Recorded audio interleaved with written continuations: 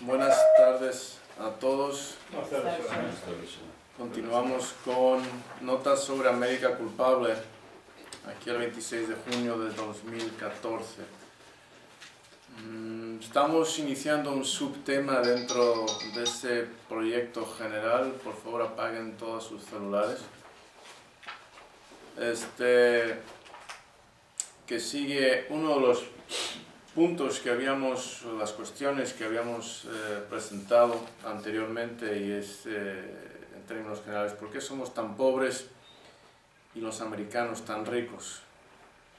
Y aquí tenemos en la pantalla el somos, a quien nos referimos generalmente, pues al mundo real, mundo hispano. El artista va a estar trabajando con la portada de esto que va a ser un libro independiente. Incluye la península ibérica, pero eso aparecerá en la contraportada. Pero bueno, es el mundo hispano. ¿Por qué somos tan pobres y los americanos tan ricos? Como mencioné, esto es un estudio que pertenece al proyecto general América Culpable. El primer tema que vamos a abordar hoy se titula El descubrimiento de un nuevo mundo y la creación de un mundo nuevo. ¿Okay? ¿Quién tiene el texto para leer la primera frase, por favor? Adelante. Número 1. El descubrimiento de un nuevo mundo y la creación de un mundo nuevo. Con la llegada de Cristóbal Colón en 1492, a lo que vendría a conocerse como las Islas Bahamas, sucedió algo más que el descubrimiento de un nuevo mundo desde la perspectiva europea. Se inicia una serie de procesos que colaborarán a la transformación radical e irreversible del mundo. El descubrimiento del nuevo mundo ocasiona a su vez la transformación del viejo mundo, de todo el mundo, a un mundo nuevo, lo que muchos historiadores llaman el mundo moderno. Okay.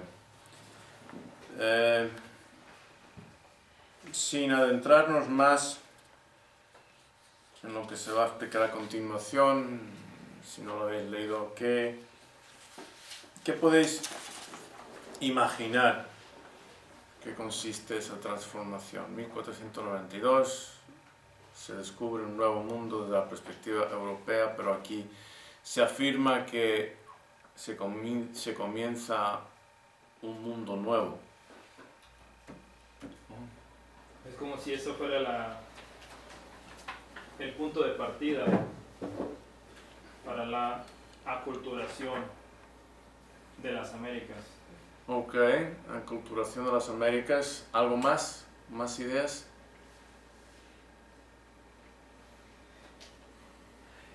El impacto social, cultural, económico, comercial que tuvo el descubrimiento de Américas en cuanto a Cristóbal Colón, lo que eso implica, sobre todo por los recursos naturales que se descubrieron aquí en las Américas y se transportaron a Europa. Ok, entonces hay un impacto económico, comercial, ¿en dónde? En Europa. En Europa, ok. Pero también afecta a las Américas. Ok, bien. ¿Algo más? Yo, de los tiempos en los que se descubrió el Nuevo Mundo fue en tiempos de colonización y de conquista. ¿O me equivoco? Sí, está parte de la era de exploración europea. Ok. Pero estamos hablando, sí, de la transformación del mundo entero. El mundo ya no va a ser igual. Okay. Vamos a ver, sí, lo que habéis dicho está bien, pero es solamente una parte pequeña. Y lo veis desde cierta perspectiva limitada. Ajá. Sí, aquí hay una transformación que habla de un mundo nuevo. Ajá. Es un mundo nuevo para ambos mundos. Y lo que implica la colonización de un continente más grande a otro continente más grande. Ya es una globalización, Okay. El efecto de este ideal que se viene extendiendo ya a otro continente y lo que se implica. ¿Sí? ¿Quieres adentrar un poco más? ¿Qué puede implicar eso? Dominación, básicamente, y como se dice, o sea, las perspectivas, las ideologías, las estrategias que se usan para dominar y lo que existe o no existe para ser dominado, o sea, ¿qué permite esa dominación? ¿Qué permite ese...? Ok, entonces, sí, bien, pero sigues viéndolo desde el punto de vista solamente de Latinoamérica. Bien, vamos a ampliar esas perspectivas, vamos a continuar. Ok, aquí dos preguntas. ¿Cuáles son las características de este mundo nuevo? O sea, que vamos a elaborar. ¿Y de qué forma se distingue del antiguo? O sea, el mundo entero cambia, o se inician unos procesos que van a cambiar el mundo entero de una forma radical. O sea, en realidad comienza una revolución a nivel mundial. Sí, una transformación radical a todos los niveles. Absolutamente todos los niveles de la experiencia humana van a ser radicalmente e irreversiblemente transformados a raíz de ese momento. Y no solamente es Latinoamérica la que va a emerger, ¿no?, sino un mundo muy diferente que al anterior. Ok, vamos a continuar. Gustavo, Sí, por favor. Número 1. La formación de una comunidad económica y política global.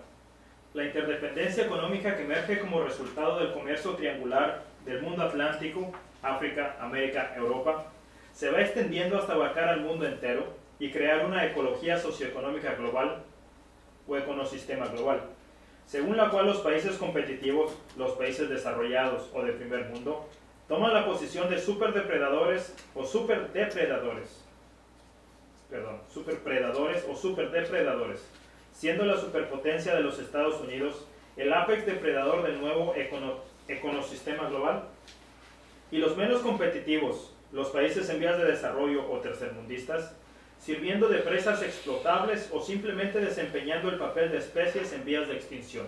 Ok, vamos a repasar. Estos son puntos, es el resumen de puntos que vamos a elaborar en gran detalle más adelante. Aquí comienza la formación de la Comunidad Económica y Política Global. El señor de León había mencionado la cuestión de la economía global.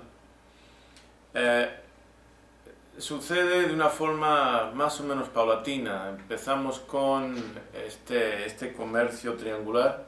Se forma lo que se llama el mundo atlántico primero, impulsado a través de un comercio triangular entre África, las Américas, tanto de Latinoamérica como Norteamérica e Europa. Lo vamos a ver más adelante en gran detalle, de forma que hay comercio, productos que van algunos de Latinoamérica a Norteamérica, de Norteamérica a Europa, otros que van de África, esclavos a las Américas, productos de las Américas a Europa y otros productos ya transformados de Europa a África. Y este comercio triangular cambian radicalmente, ¿okay?, sociedades, culturas, política. Eso es por una parte, ¿okay?, una parte. Hay mucho detrás de eso y implicaciones. Adelantándonos un poquito, el descubrimiento del Nuevo Mundo como que le echa la zancadilla a la Iglesia. ¿Okay?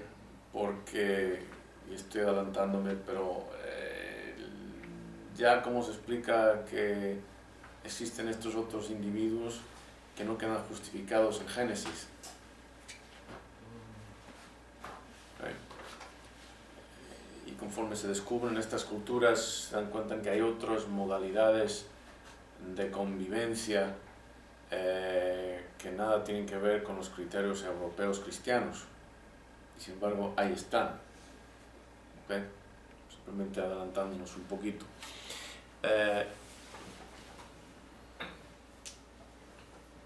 otro punto aquí dentro de este. Con 1492 y este proceso, la formación del mundo atlántico y eventualmente la formación de este ecosistema global, las culturas, y esto vamos a verlo más adelante, el valor de una cultura ya cambia. Ya cambia. A pesar de que no es políticamente correcto lo que voy a decir a continuación, lo cual a continuación es este sacrilegio académico, si existe tal concepto, pero es algo se considera muy inapropiado decirlo. Sin embargo, es importante hacerlo. Continúa, Gustavo, por favor. Sí, Shara. Número 2. La cultura, ampliamente definida, se convierte en la ventaja competitiva más importante del mundo nuevo. En este mundo nuevo, los memes, las unidades de cultura transmisibles entre una generación y otra, muy por encima de los genes, determinan la competitividad de un país. Se establece, por lo tanto, una medida objetiva según la cual podemos calificar claramente las culturas del mundo. Una cultura superior es aquella cuya competitividad en el nuevo ecosistema global que caracteriza el mundo nuevo ofrece seguridad política, bienestar económico y oportunidades de superación a sus constituyentes, mientras que una cultura inferior es la que priva a sus miembros de dichas oportunidades y condena a sectores amplios de la sociedad a la inseguridad y a la pobreza. Ok. Ahí queda dicho. ¿Qué opináis de eso?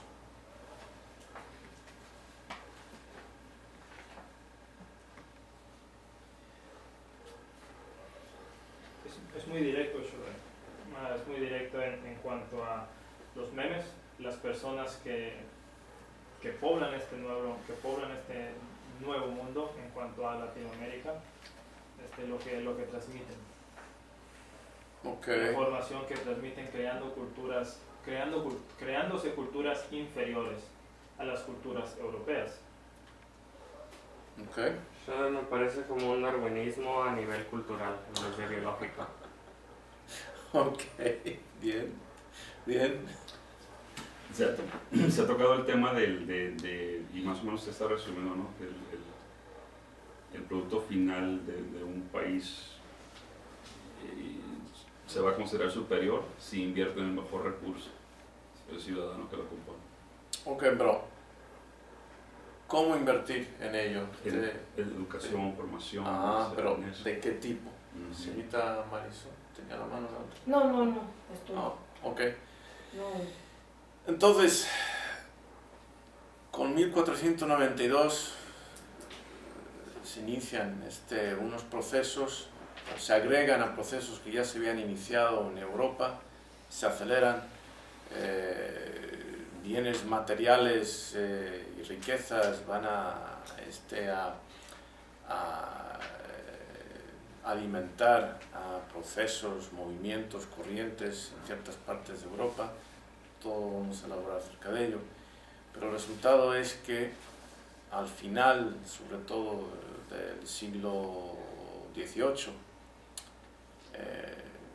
Gran Bretaña y Francia, Alemania, los países del norte de Europa, van a salir por encima dentro de Europa, los países al sur de Europa, España, Portugal, Italia, etc., van a quedar por debajo. América del Norte va a quedar por encima, Latinoamérica va a quedar por abajo, y África, etc. Y empieza a distinguirse el primer mundo del tercer mundo. ¿Okay?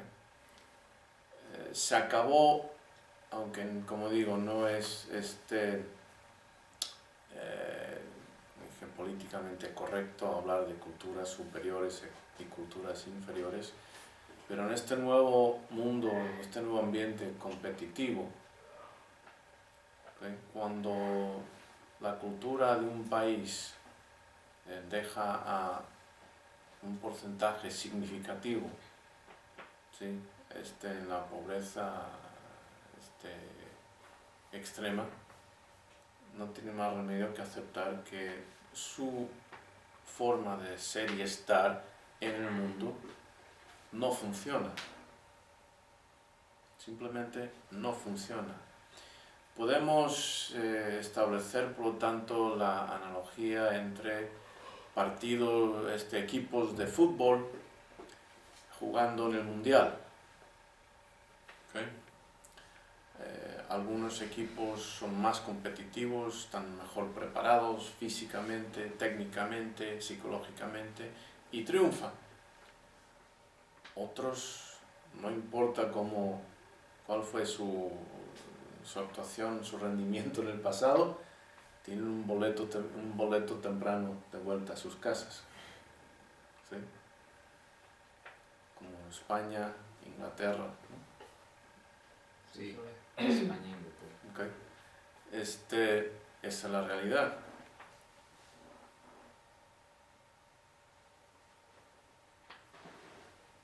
Algunas culturas funcionan en este nuevo ecosistema global, otras simplemente no funcionan. Algunas son muy competitivas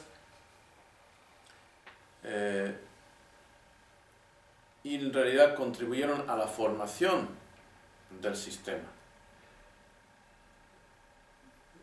Veremos más adelante cómo en particular Inglaterra y Francia, sobre todo, son los dos países que más contribuyen a la formación del mundo moderno, lo que aquí se llama el mundo nuevo. Por lo tanto, las reglas del juego son de acuerdo a normas culturales, ideológicas, políticas, económicas, etc., que ellos inventaron e impusieron. Una pregunta rápidamente en cuanto a adaptabilidad. Ya lo habíamos mencionado, me acuerdo yo en otras clases, pero en cuanto a las culturas competitivas crean hábitos y patrones de competencia y de superación. Y en cambio las culturas menos competitivas crean hábitos o patrones de adaptación a ese tipo de cultura. Al ambiente, a su posición. Por supuesto que tiene que ver con lo que mencionó el señor Deón anteriormente, que ciertos países reconocen que el recurso más importante a su disposición es su gente e invierten en ese recurso con mejores sistemas educativos, etc. Pero no son solamente los sistemas educativos.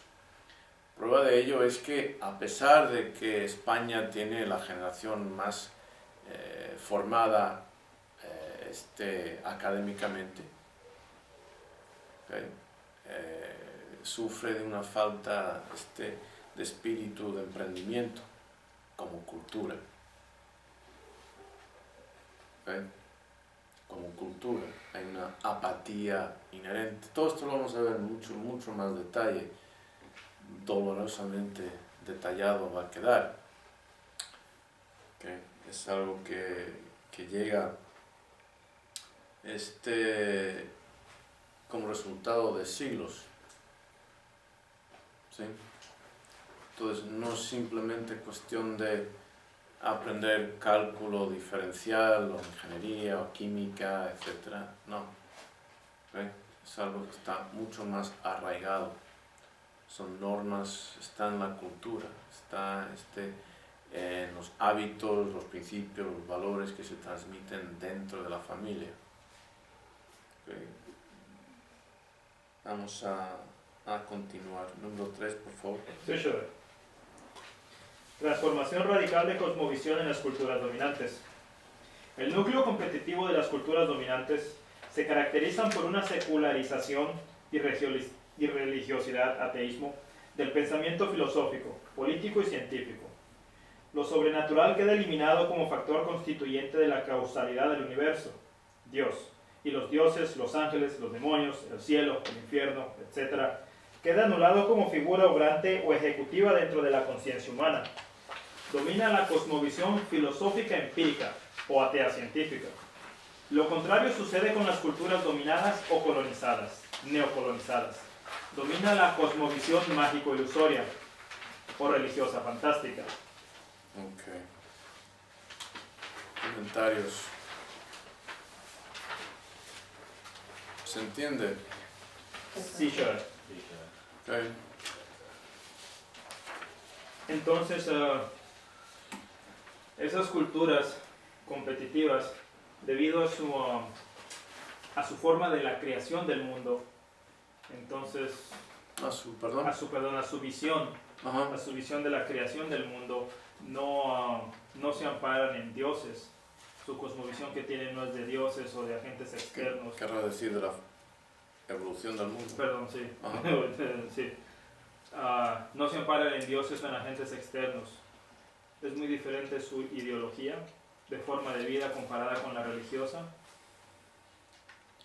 en el aspecto que eso influye mucho en su productividad, en su competitividad, en sus valores, en sus principios. En lo que consideran importante. Si lo que consideras más importante está más allá de la vida, en eso vas a emplear tus recursos personales y familiares y sociales, etcétera, etcétera. Cuando habla de transformación radical de cosmovisión en culturas dominantes, cosmovisión es la forma que tenemos cada uno de ver el mundo, ¿no? En el contexto general. Cuando habla de transformación radical quiere decir que los individuos o las sociedades en su conjunto, aquellas que decidieron desterrar de su creencia todo lo que tuviera que ver con religiosidad, fueron aquellas que pudieron pertenecer a las culturas dominantes, mientras que las que decidieron seguir creyendo en dioses como los regidores de la vida en general, son los que se quedaron del lado de las culturas dominadas. Eso es transformación, significa que de manera general, o sea, la oportunidad de esa transformación estuvo en la mayoría, fue la postura ideológica y religiosa la que determinó para qué lado estaba uno u otro. Sí, lo que sucede es que dentro, y hay una serie de procesos que España, Portugal y sus descendientes no experimentaron de una forma muy leve, a decir la revolución científica, en general el Renacimiento, la Ilustración, la revolución industrial, sí llegan a otros países, pero la reforma protestante, todos esos movimientos colaboran para crear un núcleo de fertilidad intelectual, tecnológico, industrial, a raíz de una irreligiosidad, mientras que en los países católicos, sobre todo en respuesta a, y estoy adelantándome, pero en respuesta a estos movimientos al norte de Europa, se cierran más. ¿Okay? La institución de la Iglesia tiene que proteger su dominio y se asegura de que este cuestionamiento de la autoridad, y por autoridad en aquellos días no se refería tanto a autoridad política, sino a la autoridad de creencia y pensamiento. La Iglesia quiere retener el derecho, el poder de imponer creencias y pensamientos en la población, mientras que a raíz de la Reforma Protestante se fragmenta esa unidad religiosa y de otras corrientes como la Ilustración, etc., y eso ocasiona o da pie, oportunidad primero a cuestionar la autoridad religiosa y a incitar el libre pensamiento. Grosso modo, ¿qué sucede? Esos son procesos que se inician, pues en realidad en finales de lo que se llama la Alta Edad Media,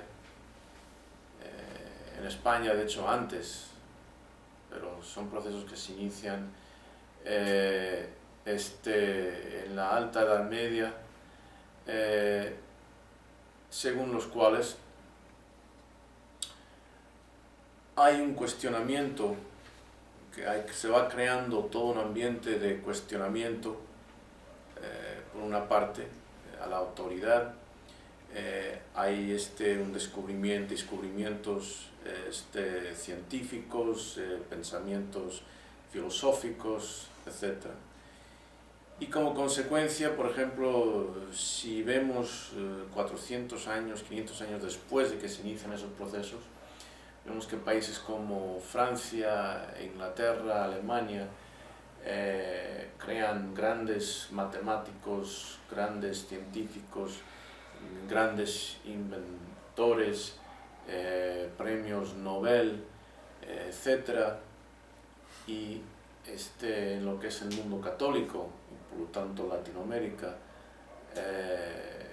no tenemos un desarrollo intelectual correspondiente, ni remotamente correspondiente. Y más adelante mostraré pues, la evidencia para apoyar mi tesis, que es amplia, es fácil. ¿Okay? Es fácil. Hagan un Wikipedia acerca de premios Nobel por país y van a ver cómo Francia, Inglaterra sobre todo, y Estados Unidos barren, y como España, Portugal y Latinoamérica pues son los mendigos. ¿Okay? Hay que entender por qué. El punto es que popularmente se sostiene la percepción de que la causa fundamental de la pobreza en el mundo hispano es por políticos corruptos, o atribuyen la colonización. Pues sí, okay. Los políticos son corruptos, la colonización hizo lo suyo, pero la política, la economía no puede reparar algo que es fundamental del pensamiento del pueblo. Simplemente no puede. Pero tenemos que reconocer dos cosas, o quizá tres. Tenemos que primero reconocer lo que debería ser obvio, pero voy a dedicar una parte de este proyecto para mostrar las disparidades en todas estas formas que se pueden medir en cuanto a inventos, premios Nobel, niveles socioeconómicos, calidad de las universidades, contribuciones científicas, filosóficas, etc. ¿Okay? Si entendemos llegaremos a estudiar lo que es la Ilustración y veremos que los grandes aportadores a ese movimiento intelectual son principalmente franceses. ¿Sí? No son españoles, pero tenemos que entender por qué. Tenemos que entender la realidad, tenemos que entender por qué, cómo ha sucedido esto, para darnos cuenta de que esto no se puede reparar por nuevas políticas económicas, no puede, ni por nuevas leyes, no puede. Porque jamás vamos a poder competir con culturas en las cuales prefieren estudiar y aprender a divertirse y entretenerse. Por mucho que sean dos individuos pueden ir a la misma universidad y sacar las mismas calificaciones, pero el conocimiento que se traspasa en la universidad, y eso luego por conocimiento de causa, es muy limitado. Es muy limitado. Donde más conocimiento se va a poder traspasar o transmitir va a ser ¿dónde donde más tiempo pasas en tu formación, Familia. en la familia. Tengo 50 años, me pasé más de 20 años estudiando, estudiando y enseñando tiempo completo en universidades, y todavía tengo que recurrir, o todavía recurro a enseñanza de historia y de filosofía que me impartía mi padre en discusiones en casa. ¿Okay? Todavía digo, sí, me acuerdo de esto. ¿Okay? No se puede, si tu única fuente de conocimiento va a ser la universidad o el colegio, simplemente no se puede competir con alguien que lo vive, lo ha vivido y se ha criado con él. ¿Okay? Es cuestión de cosmovisión, principios, valores. ¿Okay?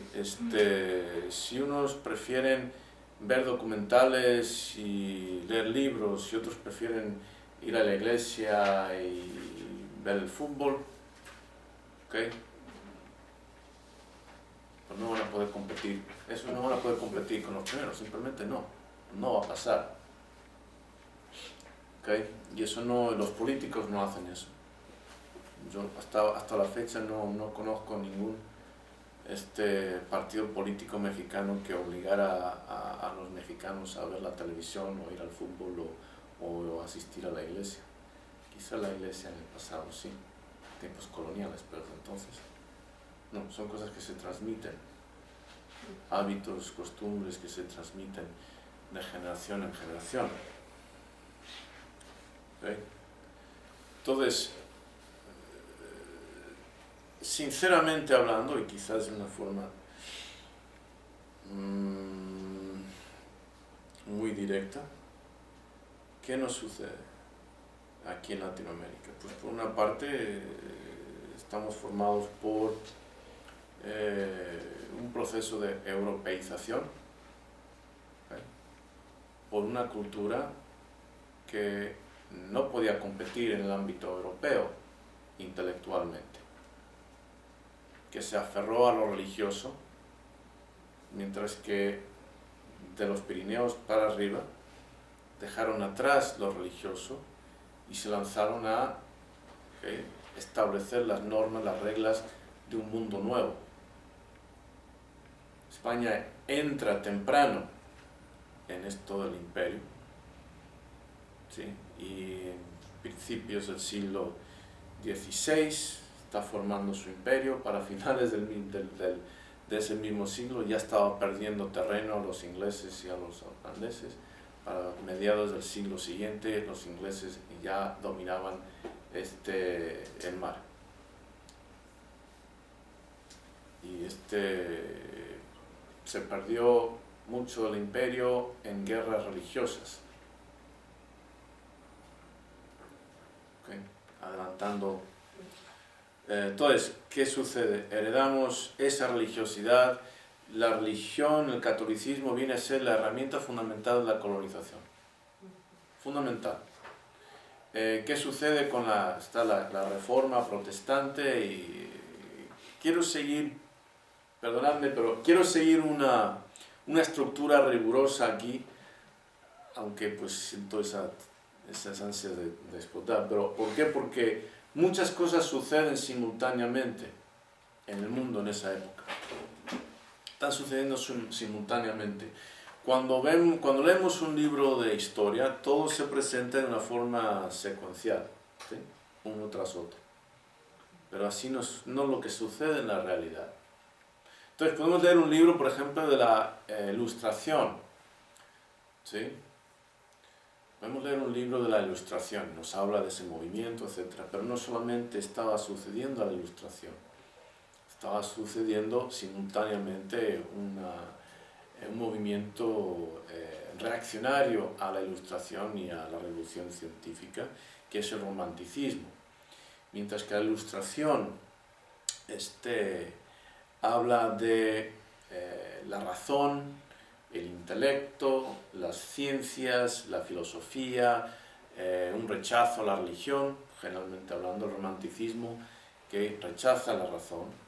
rechaza las ciencias, aboga por el sentimiento, por la pasión, etcétera, etcétera. Adivinad en qué lado de los Pirineos quedó más representado el romanticismo. ¿Okay? A nuestro lado. Simplemente, pues, por una parte, pues la religiosidad hispana llega aquí. ¿Y cuáles son las otras culturas que contribuyen a la formación de la cultura hispana? Pues la indígena y la africana. Ambas, no importa los adelantos de los incas o los mayas, los aztecas, todas en la edad de piedra. Todas en la edad de piedra. Entonces tenemos una tremenda influencia cultural que nos llega de Europa, ya no competitiva en ese ámbito, religiosa, cerrada, neciamente cerrada. Más adelante os hablaré de la expresión famosa por el filósofo, escritor español Unamuno que inventen ellos una reacción en contra precisamente de la mentalidad científica, razonadora, etcétera, del norte de Francia para adelante, para arriba, que inventen ellos. Pues es una actitud, todavía se debate si él lo estaba diciendo de una forma sarcástica, peyorativa con respecto a la cultura española, o si estaba de acuerdo con esa actitud. Lo que no se debate es que captó la esencia de la mentalidad, ¿okay? Una reacción negativa con respecto a las ciencias.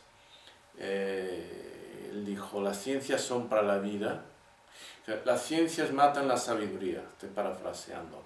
Las ciencias son para la vida, la sabiduría es para la muerte. Quizá un poco fuera de contexto, pero problemático. Podemos debatir en cuanto a calidad de vida, no solamente se mide en términos de estatus socioeconómico. Bien. Podemos decir que, bueno, pues los americanos tendrán casas grandes, pero nosotros tenemos principios y valores. Bien, lo que queramos. Pero el éxodo de población va de acá para allá.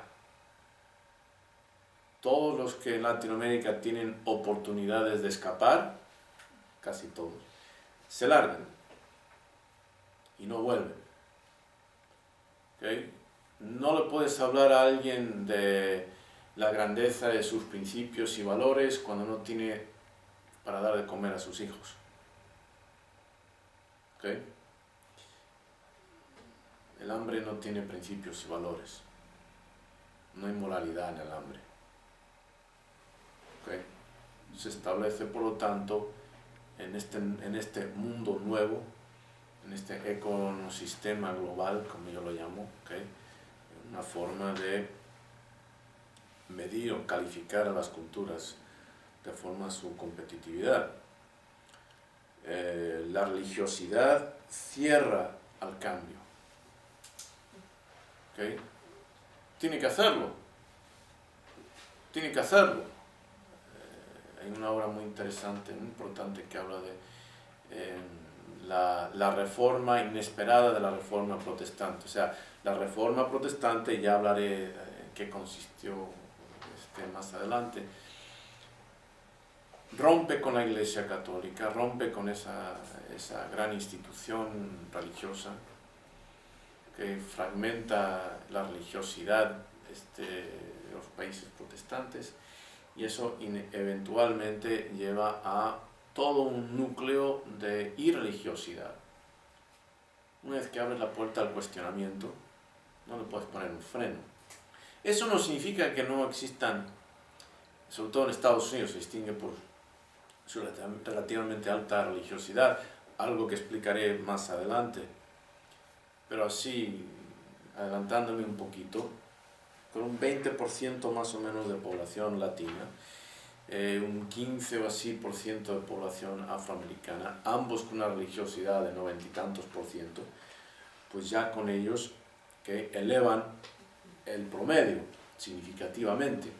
Cuando quitas esa población y calculas la religiosidad americana sin contar las minorías étnicas que son altamente, súper altamente religiosas, desciende la religiosidad a algo pues, más comprensible.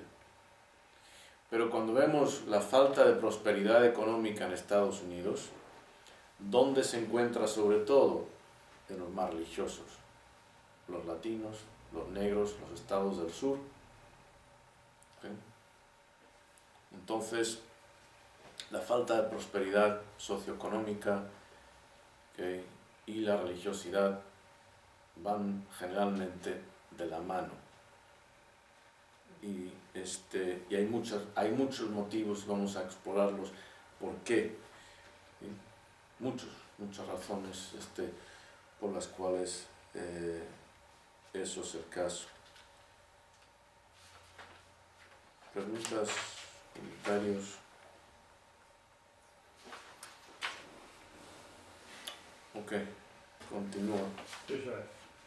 En los países competitivos, o sea, el primer mundo, las instituciones sociales, políticas, económicas, tecnológicas, ideológicas y educacionales, todos componentes de la cultura, se organizan principalmente en torno a la máxima competitividad económica dentro del ecosistema global. En estas culturas las ciencias, la tecnología, la industria y el espíritu emprendedor en general se reconocen como los factores indispensables para la competitividad internacional y por lo tanto para el bienestar social. En los países no competitivos, es decir, el tercer mundo, las instituciones sociales e ideológicas enfocan principalmente en torno a la religiosidad, siendo lo sobrenatural el núcleo principal en torno al cual circunda la cultura misma. En vez de valorar la industria y el espíritu emprendedor, el enfoque es el ocio, la diversión y la acumulación de la riqueza sin la invención o la innovación tecnológica. Dos preguntas son indispensables para el propósito de esta obra. ¿Comentarios? ¿Se entiende? Sí, sure. Pues es nuestros principios, o de los principios y valores en una cultura no competitiva, una cultura tercermundista, serían la aplicación del ocio en cuanto al tiempo libre. No hay apreciación del tiempo, ya que el tiempo libre solamente se disfruta en fiesta, en ocio y la acumulación de riqueza. Pero no la acumulación, a lo que veo aquí en Latinoamérica, no la acumulación de riqueza como un proceso formando algo, sino la acumulación de riqueza inmediata, el placer inmediato. ¿Cómo fue colonizada Latinoamérica? ¿Con qué propósito? El propósito de fundar industrias. No, sure. No, fue fundada con el propósito de exportar Materias primas y mano de obra gratis prácticamente, ¿no? Sí, sure. La economía de la plantación, de las minas, ¿okay? No una economía industrial. De hecho, por ejemplo, cuando Estados Unidos en 1860 se entra en estado de guerra civil en los estados del sur contra los del norte, los del sur tenían mejores generales, mucho mejores. Los del norte tenían tecnología superior, poder industrial. Los del sur estaban defendiendo un estilo de vida basado en la economía de la plantación, la esclavitud, es lo que estaban defendiendo. Los del norte tenían una base industrial y es gracias a esa base industrial se ve claramente la primera guerra en la cual gana la industria. Los del norte tienen tecnología superior, mejores armas, pueden producir ferrocarril, etcétera, etcétera, lo cual les permite mejor logística, Les ganan, en parte porque tienen más hombres, más personas, pero tienen mejor tecnología y el apoyo industrial. Y el sur, a pesar de que tenían mejores generales, perdieron. Es un claro ejemplo entre lo que sucede, por ejemplo, entre España e Inglaterra a nivel competitivo. La economía española fundamentada sobre todo en la explotación de materias y la economía británica, sobre todo a raíz de la revolución industrial, con su competitividad de la industria. Y ya había conquistado las líneas marítimas, entonces pues puede producir más, mejor, y se hizo con el mundo. Y a partir de ese año 1750, que se considera el año de la revolución industrial, Europa, el norte de Europa despega y vemos las grandes disparidades entre los que sí tienen esa capacidad por ese tipo de desarrollo y los que no. Y muchos historiadores indican que pues, a mediados del siglo XVIII no había tanta diferencia entre Europa y el resto del mundo, no había tanta diferencia entre Estados Unidos y México, por ejemplo, pero a raíz de ese proceso de industrialización y claro, todas las mentes que contribuyen y están listas para contribuir a su desarrollo y a lo que se llama la invención del invento. ¿Okay? Entonces despegan porque ya tenían generaciones, centenares de años, donde estaban acumulando un acervo intelectual, mientras que la religiosidad había matado la curiosidad intelectual, científica, filosófica en el mundo hispano. ¿Sí? Sí, sure.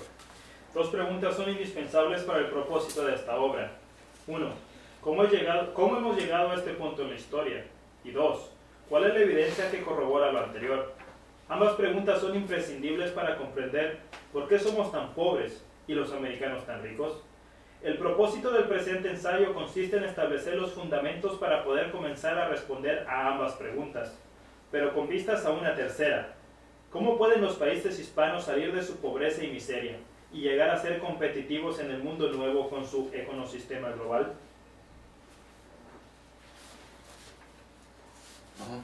Yo en el párrafo anterior habla sobre los países no competitivos, el tercer mundo y la religiosidad. Entonces, hablando sobre esquemas, me parecen estos países como mansos que están adiestrados para perpetuar su estado. Como dijo, la religiosidad se encarga de matar el acervo intelectual, entonces se van a mantener así simplemente porque no hay quien piense. Por otra parte, en el norte de Europa, donde hubo revolución industrial, hay cerebros que piensen, que innoven y que cambien. Mira, 1648 se hace el Tratado de Westfalia en territorio alemán. Europa había pasado décadas, más de 100 años en guerras religiosas, católicos o contra protestantes. Ya estaban hartos de tantas muertes, millones y millones de personas, ¿okay? Vidas perdidas, economías afectadas, etcétera, etcétera. Ya estaban hartos. Parte de ese tratado es el acuerdo que cada rey en su reino es libre de decidir la religión que se le antoje. ¿Okay? Experiencias así, porque hay muchas cosas que están sucediendo simultáneamente que no han sucedido aquí en Latinoamérica. Los europeos tienen una historia larga de desilusión religiosa. ¿Okay? Todas esas guerras, entre otras muchas cosas, contribuyeron a la tremenda desilusión con esta idea de la religión y de Dios. ¿Qué tan buena puede ser una religión cuando es responsable por tantas y tantas mortandades? ¿Okay? Entonces, muchas cosas, como digo, muchas cosas están sucediendo y vamos a ver de una forma metódica en qué consisten. Lamentablemente, y aquí es donde la pésima educación, temas educacionales terribles del Nuevo Mundo, pero sobre todo de Latinoamérica, y por diseño, ¿okay? No ofrecen un contexto histórico a la formación de lo que se llama el mundo moderno, o el mundo nuevo, o el mundo actual. No lo ofrecen. Entonces la gente no entiende la importancia de la historia en comprender cómo has llegado hasta donde estás. No se entiende. Y he conocido a gente universitaria ducha en sus disciplinas en Latinoamérica, de diferentes países latinoamericanos, pero fuera del ámbito muy estrecho de su disciplina, ¿okay? Huecos, lo cual les hace muy aptos para servir, ¿okay? Pero no para liberarse ni liberar. Okay. Tomamos un descanso. Sí, yo de nuevo. Vamos a ver, sí, lo que habéis dicho está bien, pero es solamente una parte pequeña y lo veis desde cierta perspectiva limitada. Ajá. Sí, aquí hay una transformación que habla de un mundo nuevo. Ajá. Es un mundo nuevo para ambos mundos. Y lo que implica la colonización de un continente más grande a otro continente más grande. Ya es una globalización, Okay. El efecto de este ideal que se viene extendiendo ya a otro continente y lo que se implica. Sí.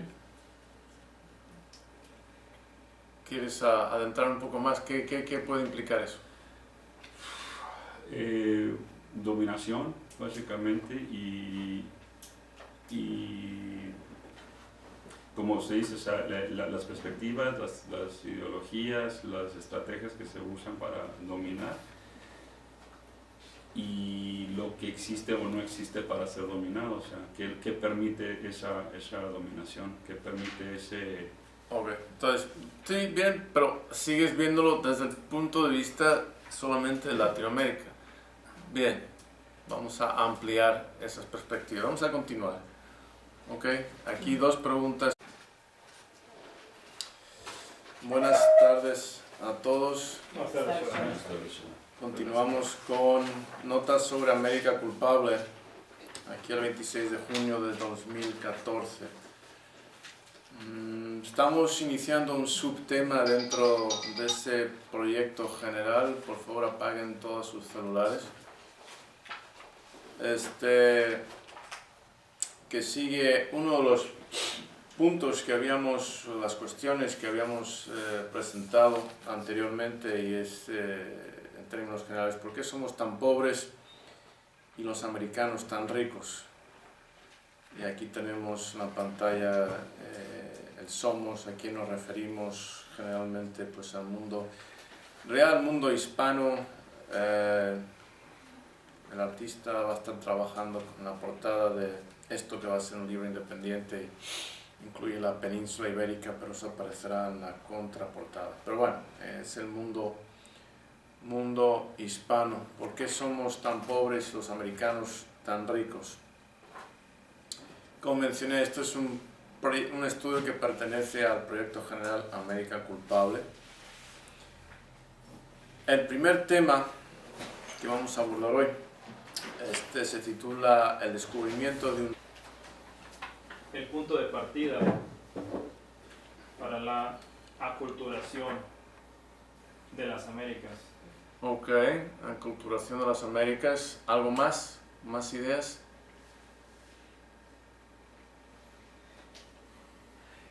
El impacto social, cultural, económico, comercial que tuvo el descubrimiento de Américas en cuanto a Cristóbal Colón, lo que eso implica, sobre todo por los recursos naturales que, Ok. que se descubrieron aquí en las Américas y se transportaron a Europa.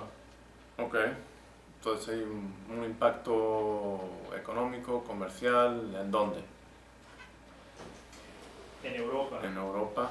Ok, pero también afecta a las Américas. ok, bien. ¿Algo más? Yo de los tiempos en los que se descubrió el Nuevo Mundo fue en tiempos de colonización y de conquista. ¿O me equivoco? Sí, está parte de la era de exploración europea. Ok. Pero estamos hablando, sí, de la transformación del mundo entero. El mundo ya no va a ser igual. Okay. Nuevo mundo y la creación de un mundo nuevo. Okay. ¿Quién tiene el texto para leer la primera frase, por favor? Adelante. Número 1. El descubrimiento de un nuevo mundo y la creación de un mundo nuevo. Con la llegada de Cristóbal Colón en 1492, a lo que vendría a conocerse como las Islas Bahamas, sucedió algo más que el descubrimiento de un nuevo mundo desde la perspectiva europea. Se inicia una serie de procesos que colaborarán a la transformación radical e irreversible del mundo. El descubrimiento del nuevo mundo ocasiona a su vez la transformación del viejo mundo, de todo el mundo, a un mundo nuevo, lo que muchos historiadores llaman el mundo moderno. Ok. Sin adentrarnos más en lo que se va a explicar a continuación, si no lo habéis leído, ¿qué podéis imaginar que consiste esa transformación? 1492, se descubre un nuevo mundo desde la perspectiva europea, pero aquí se afirma que se comienza un mundo nuevo. Es como si eso fuera la... ¿Cuáles son las características de este mundo nuevo? O sea, que vamos a elaborar. ¿Y de qué forma se distingue del antiguo? O sea, el mundo entero cambia, o se inician unos procesos que van a cambiar el mundo entero de una forma radical. O sea, en realidad comienza una revolución a nivel mundial. ¿Sí? Una transformación radical a todos los niveles. Absolutamente todos los niveles de la experiencia humana van a ser radicalmente e irreversiblemente transformados a raíz de ese momento. Y no solamente es Latinoamérica la que va a emerger, ¿no? Sino un mundo muy diferente que al anterior. Ok, vamos a continuar. Gustavo, Sí, Serpe, claro. por favor. Número 1. La formación de una comunidad económica y política global. La interdependencia económica que emerge como resultado del comercio triangular del mundo atlántico, África, América, Europa, se va extendiendo hasta abarcar al mundo entero y crear una ecología socioeconómica global o econosistema global, según la cual los países competitivos, los países desarrollados o de primer mundo, toman la posición de superdepredadores o superdepredadores.